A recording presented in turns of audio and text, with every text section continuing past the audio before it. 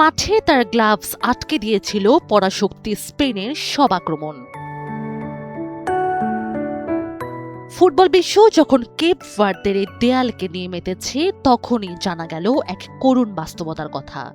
শক্তিশালী স্পেনের জয় বঞ্চিত করে ম্যাচ সেরা হওয়া গোলরক্ষক ভোজিনহার মায়ের অর্থাভাবে ভিসা হয়নি। তাই গ্যালারিতে বসে ছেলের এই মহাকাব্যিক পারফরমেন্স দেখা হয়নি তার। ম্যাচ শেষে কান্না ভেজা চোখে ভোজিনহার সে আফসোস মুহূর্তেই ছড়িয়ে পড়ে সামাজিক যোগাযোগ মাধ্যমে। Optical brighter photo catalyst active granule সমৃদ্ধ বসুন্ধরা পাওয়ার ওয়াশ, ঝলমলে কাপড়ে ফুরফুরে মন, যা স্পর্শ করে লাখো ফুটবল প্রেমীর হৃদয়ে। ভোজিনহারে আবেগঘন প্রতিক্রিয়া শুধু ফুটবল প্রেমীদেরই নয়, নাড়া দিয়েছে খোদ মার্কিন প্রশাসনকেও। যুক্তরাষ্ট্রের হাউস ডেমোক্রেটিক লিডার হাকিম জেফ্রিস বুধবার ইনস্টাগ্রামে এক বিবৃতিতে জানায়, এই গোলরক্ষকের গল্প তাকে গভীরভাবে আবেগাপ্লুত করেছে।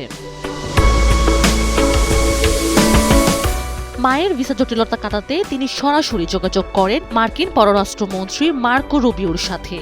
দুজনের যৌথ ও জরুরি হস্তক্ষেপে অবশেষে দূর হয়েছে সব বাধা। শুধু ভিসাই মিলেনি, মওকুফ করা হয়েছে এর সমস্ত ফিও। এই মানবিক উদ্যোগের জন্য পররাষ্ট্রমন্ত্রী রুবিও, মার্কিন পররাষ্ট্র দপ্তর, কেপ ভার্দে সরকার এবং ফুটবল নিয়ন্ত্রক সংস্থা ফিফাকে ধন্যবাদ জানিয়েছে হাকিম জেফ্রিস। ইয়াহু স্পোর্টসের বরাতে জানা গেছে, আগামী রোববার মায়ামিতে উরুগুয়ের বিপক্ষে কেপ ভার্দের পরবর্তী ম্যাচ। আর সেই ম্যাচে গ্যালারিতে বসে ছেলের গোলকিপিং গ্লাভসের জাদু সরাসরি উপভোগ করবেন তার মা।